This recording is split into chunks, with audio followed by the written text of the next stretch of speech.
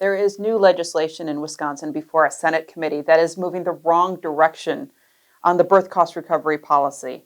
Let's start with a little background on what we mean when we say birth cost recovery, and then we'll talk about that new Senate bill.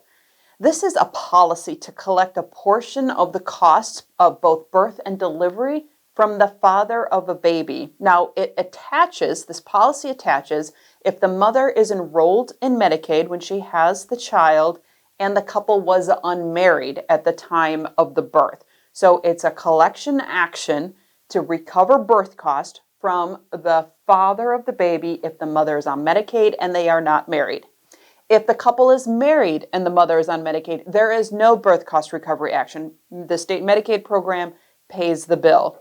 Now, child support offices are the ones in charge of doing the collection activity. County child support, counties keep about 15% of what they collect. The rest goes to the Medicaid program.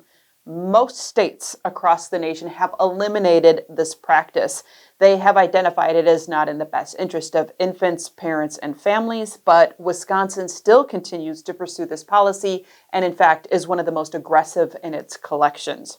Now, we said there were a couple updates. Let's start with July 1st, 2018. There was an administrative rule that made some progress that didn't eliminate the practice of birth cost recovery, but instead said, if this is an intact family, even if they're unmarried, but if the father and the mother live together when they have the child, the presumption will be that we do not collect birth costs. Birth costs would in fact be inappropriate if this were an intact family. You would be taking money out of the household. It certainly isn't child support. You're not taking money from one absent parent and giving it to the other to help raise the child. You're taking money out of the household. Newly elected then Governor Tony Evers put in his state budget draft to eliminate the practice of birth cost recovery, which was another great sign towards getting rid of this once and for all in the state of Wisconsin. But alas, that was removed by the Joint Finance Committee, so that budget language disappeared. Now let's get us current to present day. New legislation is proposed to remove that administrative rule, that intact family, no collection language. This Senate Bill 350 would get rid of that administrative rule language. There is an amendment to this bill as it sits right now in that Senate committee that actually allocates state money to help pay for some of the collection activities. A lot of advocates, a lot of folks working with low-income families, and a lot of public health folks have said this is definitely a step in the wrong direction.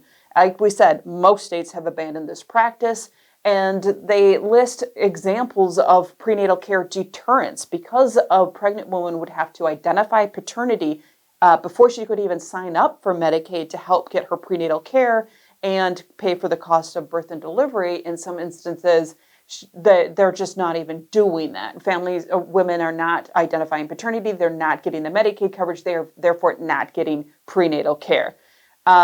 Other studies have pointed towards this practice actually contributing toward infant mortality. If you have a mother who is not getting prenatal care and delivering prematurely or not getting the care she needs for her new baby, this could actually impact birth outcomes. The Milwaukee Health Department explicitly recommended repealing birth cost recovery as a strategy to improve birth outcomes, and Milwaukee County should know they have a number of births to unmarried women, and they actually point to a racial disparity in these birth outcomes. Half of the births in Milwaukee County here in Wisconsin are to mothers on Medicaid. Half of the births in Milwaukee County, the mother is on Medicaid. 77% of those are Black mothers.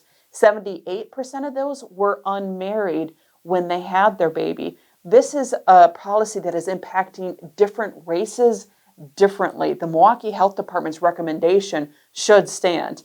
There also could be some legal challenges to this. Is this an equal protection violation? The state of Idaho said it was. Wisconsin might have to evaluate if this policy is actually creating some very strict legal challenges that need to be evaluated. You could read more on birth cost recovery and where we are at current day.